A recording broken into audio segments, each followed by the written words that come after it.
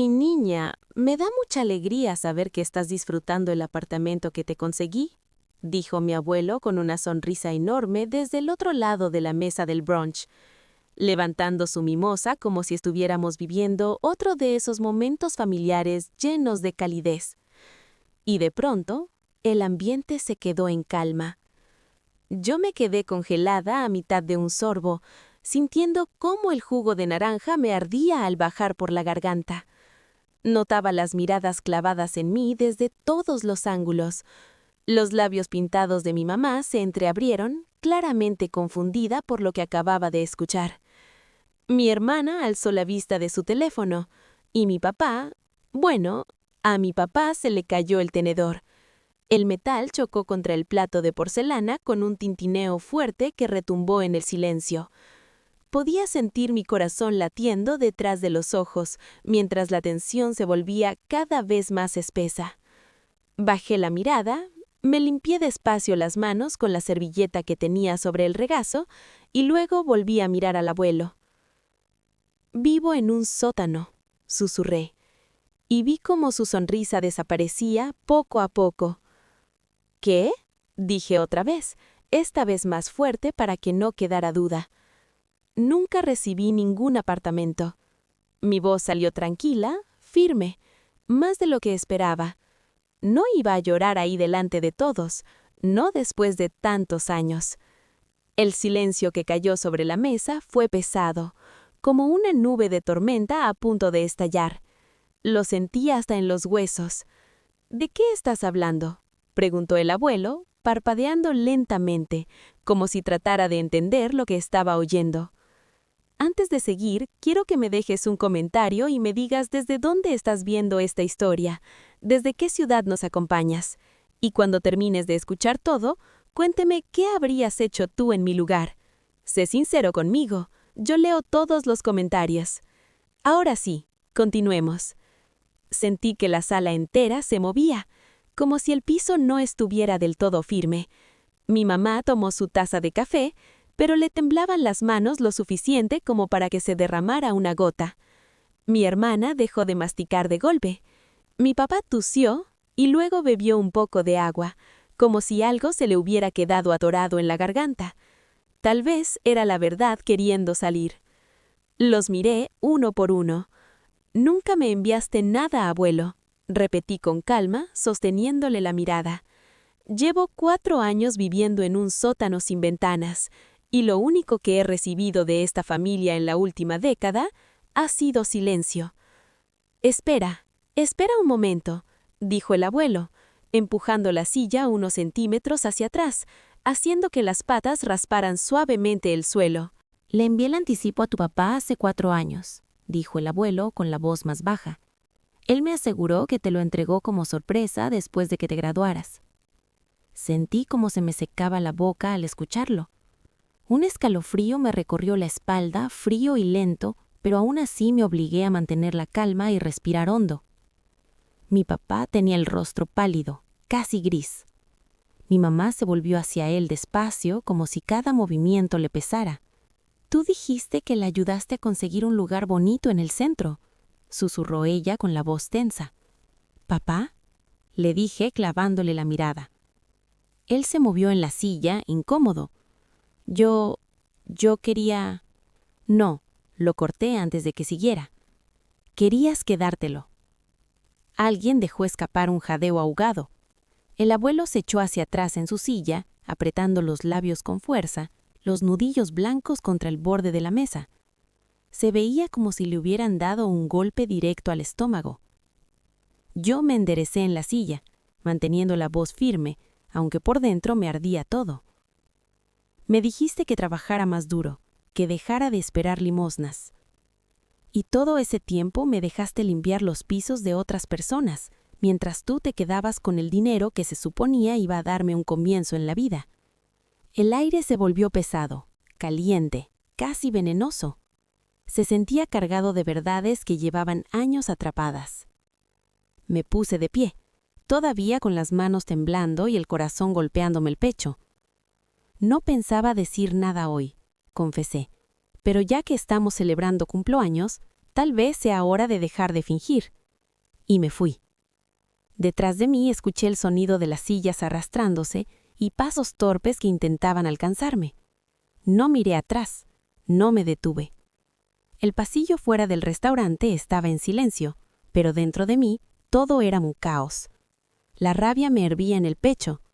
Aún así podía sentir el peso de sus miradas desde esa mesa. La sorpresa, la culpa, la incomodidad que, si soy honesta, ya era hora de que enfrentaran. No lloré. Esta vez no. Cuando llegué al estacionamiento, escuché pasos apresurados detrás de mí.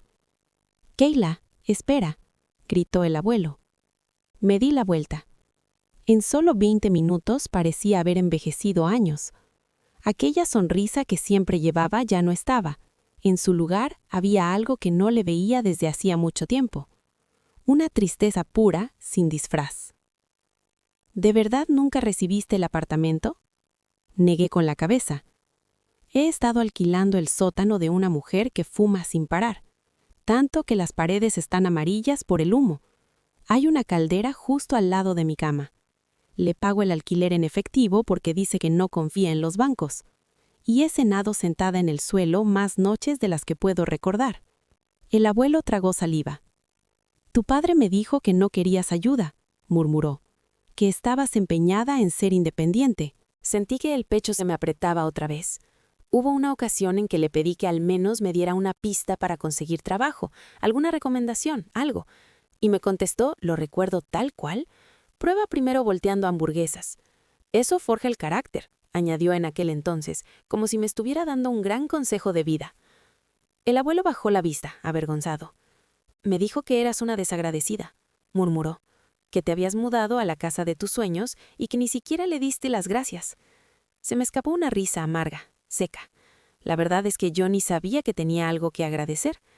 Él se frotó la cara con la mano y dejó salir un suspiro largo, pesado. Confié en él. Yo no respondí. Ya estaba cansada de explicar lo obvio. El silencio se quedó suspendido entre los dos, pero esta vez no intenté romperlo. Entonces dijo algo que me tomó por sorpresa. «Quiero arreglar esto». Me crucé de brazos casi por instinto. «¿Y cómo se supone que vas a hacerlo?». «Quiero ver dónde estás viviendo». Levanté la cabeza de golpe. «¿Para qué?». «Porque si ese lugar es tan malo como dices, y te creo, entonces nos robó a los dos, y ya no pienso permitir que nadie me mienta otra vez». Esa misma noche llevé al abuelo a mi casa. Mientras lo guiaba por los escalones laterales, viejos y medio rotos, hasta la puerta del sótano, casi no habló. Cuando abrí, la bombilla del techo parpadeó como si estuviera a punto de rendirse. El olor a cigarro viejo mezclado con humedad nos dio la bienvenida antes que cualquier palabra. Me hice a un lado y dije, con un tono que intentaba ser ligero: «Bienvenido a mi palacio». Entró despacio y miró todo con calma. El sofá usado que había comprado barato, la estantería torcida, las manchas oscuras en los azulejos del techo y mi cama pequeña pegada a la lavadora. Su cara se quedó inmóvil durante varios segundos. Después se sentó en el borde de mi cama y soltó un suspiro cargado con la tristeza más profunda que le había escuchado jamás. «¿Aquí has estado viviendo todo este tiempo?». Asentí. «Desde que terminé la universidad». Sus ojos se llenaron de lágrimas. «Me dijo que estaba guardando el resto para tu boda. En su momento pensé que tenía lógica». «No hay ningún resto», respondí con la voz apagada.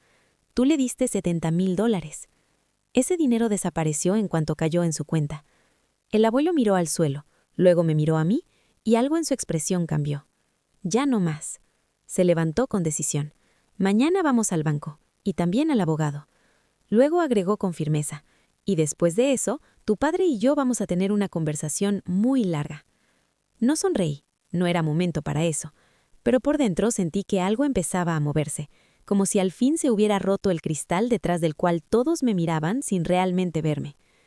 A la mañana siguiente me desperté con el olor a café quemado llenando el sótano y la voz de mi abuelo hablando por teléfono con su abogado, decidido a llegar hasta el final. «No me importa que sea domingo, Howard. Encuentra toda la documentación. Quiero que rastreen cada transferencia, hasta el último centavo. Y redacta una carta dejando claro que ya no autorizo a Daniel Whitmore a actuar en mi nombre en ningún asunto financiero». Su voz sonaba fría, dura como el acero. Jamás lo había oído hablar así. ni siquiera cuando papá destrozó su camioneta en la preparatoria, ni aquella vez que mamá olvidó comerse su medicación. Esto era distinto. Esto era serio. Yo me quedé quieta en el pasillo, descalza sobre el cemento helado, escuchando sin decir una palabra. Algo dentro de mí, algo que llevaba años dormido, empezó a sentirse visible, como si por fin alguien estuviera viendo lo que yo había estado cargando sola. Al mediodía estábamos sentados en una oficina impecable, con paneles de madera brillante en el centro de la ciudad. El abuelo había movido sus contactos para conseguir una cita de emergencia. La banquera, una mujer discreta de unos 50 años, revisaba los movimientos en su pantalla con los labios tensos. Finalmente habló. «Aquí veo la transferencia», dijo, mientras se acomodaba las gafas, «de la cuenta del señor Whitmore a Daniel Whitmore, su hijo, marcada como regalo para el apartamento de Kayla». Giró el monitor hacia nosotros. La fecha estaba ahí, la cantidad exacta también. Todo lo que el abuelo había dicho era verdad. Pero entonces hizo otro clic. Sentí que el alma se me iba a los pies. 5 días después aparecía otra transferencia. Mi padre había movido la totalidad del dinero a una cuenta de inversión a su propio nombre. Mi nombre no figuraba en ningún lado. Ni una nota, ni una explicación. Nada. Apreté los puños sobre mi regazo hasta que me dolieron los dedos. El abuelo observó la pantalla en silencio unos segundos y luego preguntó con una calma inquietante. «¿Puede imprimir todo eso, por favor?» «Sí, señor», respondió ella. Cuando la mujer se levantó para hacer las copias, el abuelo se volvió hacia mí. «Te traicionó», dijo sin rodeos, «y me mintió. Esto no es solo un drama familiar, Kayla. Esto es robo». Asentí despacio. «No te preocupes», añadió. «Yo me encargo». Pero negué la cabeza. «No», respondí en voz baja aunque firme. «Nos encargamos». Esa misma tarde fuimos directo a la casa de mis padres. Hacía años que no cruzaba esa puerta. Era la misma casa donde de niña decoraba cupcakes con mamá, donde papá me enseñó a montar en bicicleta, mucho antes de empezar a ignorar mis llamadas, donde mi hermana hizo una fiesta la semana que me mudé y dejó mis cajas tiradas en el jardín como si no significaran nada. El abuelo tocó el timbre. Papá abrió la puerta con expresión mitad confundida, mitad irritada, pero cuando nos vio a los dos juntos, abrió los ojos de par en par. «Tenemos que hablar», dijo el abuelo con una voz firme que no admitía discusión. «Estoy un poco ocupado», respondió papá intentando mantener el control. «Siéntate». El abuelo no necesitó levantar la voz. Su tono tranquilo ya decía suficiente. Mamá caminaba de un lado a otro, al fondo, con el ceño fruncido, nerviosa. Mi hermana se asomó desde la escalera, detectando el conflicto como si lo oliera en el aire. Terminamos todos en la sala. El abuelo puso una carpeta gruesa sobre la mesa de centro con firmeza. Papá ni siquiera intentó mirarla. Entonces el abuelo habló claro, sin rodeos. «Me dijiste que Kayla estaba viviendo en el apartamento que yo le compré». Hizo una pausa. «Pero ese dinero nunca llegó a ella. Te lo quedaste. Lo robaste». El silencio se volvió pesado. «Y nos mentiste, a tu hija y a mí». Papá soltó una risa nerviosa, intentando restarle importancia. «Vamos, papá, estás exagerando. Estás arruinando todo esto». El abuelo no se movió. «Ha estado viviendo en un sótano», dijo con firmeza, «comiendo sentada en el suelo, trabajando en 2 empleos para sobrevivir». Cada palabra caía como un golpe. «Mientras tú usabas su dinero para inflar tus inversiones. Yo te lo di para su futuro». Sentí que la voz me salía áspera. «No», dije, «no vuelvas a mentir». Todos me miraron. «Me dijiste que era perezosa, que me creía con derecho a todo, que no merecía ayuda». Respiré hondo. «Y mientras tanto, estabas viviendo del dinero que se suponía iba a darme una oportunidad». Papá apretó la mandíbula, pero no respondió. El abuelo abrió la carpeta y deslizó los documentos sobre la mesa hacia él. «Ya hablé con Howard. Si hace falta, vamos a tomar acciones legales, pero me vas a devolver hasta el último centavo». Luego añadió, mirándolo. Y vas a explicarlo todo delante de la familia en el próximo brunch. Se acabaron los secretos. Se acabó fingir que eres un padre ejemplar. Mamá susurró casi sin aire. ¿Daniel? Dime que esto no es verdad. Papá no dijo nada. Ese silencio lo dijo todo. Entonces el abuelo se volvió hacia mí. La próxima semana te mudas conmigo. Ya llamé a la inmobiliaria. Vamos a encontrarte un lugar digno como debió ser desde el principio. Miré a mi padre por última vez. No fue capaz de sostenerme la mirada. El mismo hombre que una vez me dijo, «Sin mí no vas a lograr nada», ahora se veía pequeño, encogido bajo el peso de la verdad. No sentí victoria, sentí libertad. Y eso fue mucho mejor. El domingo siguiente volvimos al mismo restaurante para el brunch, la misma mesa, las mismas caras, pero nada era igual. Ya no estaba sentada al final, apretada entre una cubitera y una silla que ni combinaba. Esta vez me senté al lado del abuelo, en la cabecera. Mientras esperábamos a los demás, él apoyó su mano sobre la mía con suavidad. Cuando papá entró, parecía haber envejecido 5 años en solo una semana. La sonrisa ensayada que siempre llevaba puesta había desaparecido por completo. Mamá se mantuvo cerca de él, rígida, con los labios tan apretados que casi desaparecían. Mi hermana llevaba gafas de sol dentro del restaurante, como si así pudiera evitar mirar lo que estaba a punto de pasar. El abuelo se puso de pie antes de que alguien intentara fingir que era un domingo cualquiera. «Seré breve», anunció con una voz firme, lo bastante alta como para que toda la sala quedara en silencio. «Los reuní aquí porque la semana pasada descubrí que se cometió una injusticia grave usando mi nombre». Hizo una pausa, dejando que sus palabras pesaran. «Hace años envié dinero, mis propios ahorros, para ayudar a Kayla a empezar su vida adulta. Me dijeron que lo había recibido, me dijeron que estaba saliendo adelante». Se volvió ligeramente hacia mí. Eso fue mentira. El restaurante entero quedó en silencio. Incluso un mesero se quedó quieto, a mitad de servir una mesa cercana. Levanté la vista y sentí otra vez ese ardor detrás de los ojos, pero lo contuve. No eran lágrimas lo que necesitaba en ese momento. «Ya no más», continuó el abuelo. «Daniel tomó ese dinero. Cada palabra era clara. Lo invirtió, lo usó para su propio beneficio, y mientras tanto dejó que su hija luchara en silencio, haciéndola sentir inútil, perezosa, dependiente, todo mientras se hacía pasar por un padre responsable». Un murmullo recorrió a los familiares sentados alrededor. Mi tía se llevó la mano al pecho. Mi primo parpadeaba rápido, tratando de procesarlo todo. Papá se movía incómodo en su asiento. El abuelo se giró por completo hacia él. «Nos traicionaste a los dos, y a partir de hoy no vas a tocar ni un centavo más de mi patrimonio. Cada activo, cada fideicomiso, cada movimiento futuro, todo se va a reestructurar». Su voz no tembló. «Perdiste ese privilegio». Luego, con calma, sacó un documento doblado del interior de su chaqueta y lo colocó frente a él. «Quiero que leas esto en voz alta».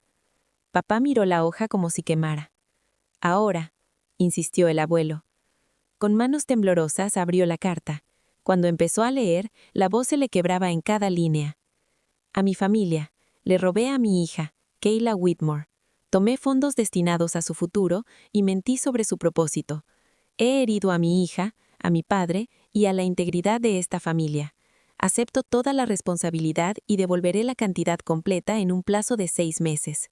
Lo siento profundamente».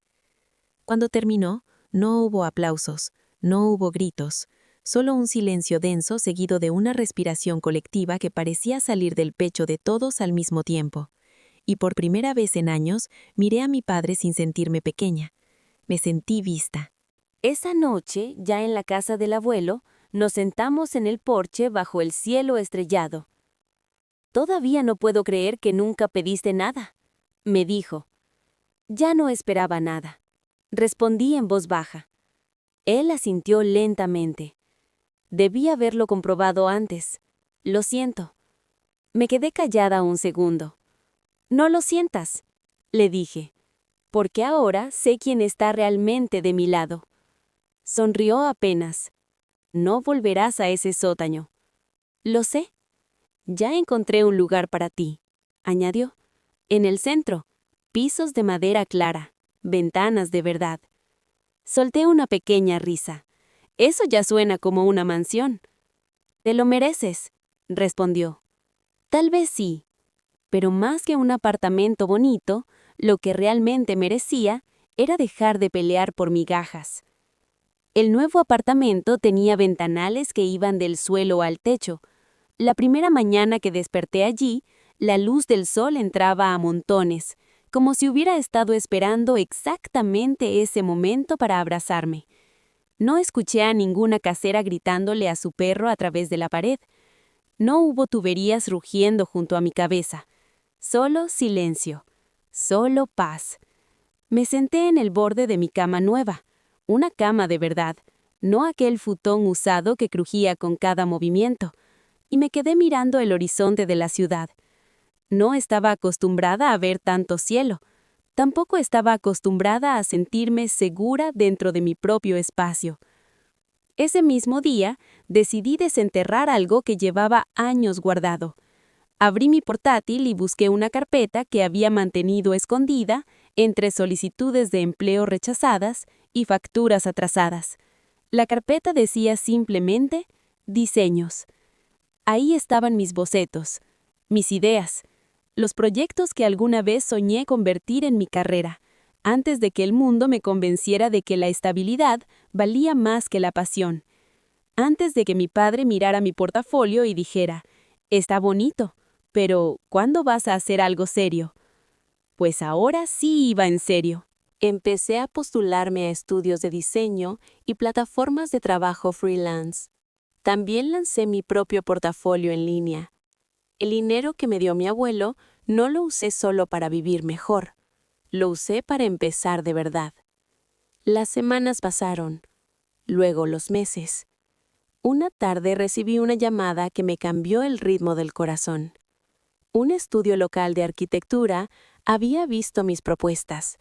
Estaban por iniciar un proyecto de viviendas comunitarias y buscaban a alguien creativo, alguien que supiera sacarle provecho a espacios pequeños.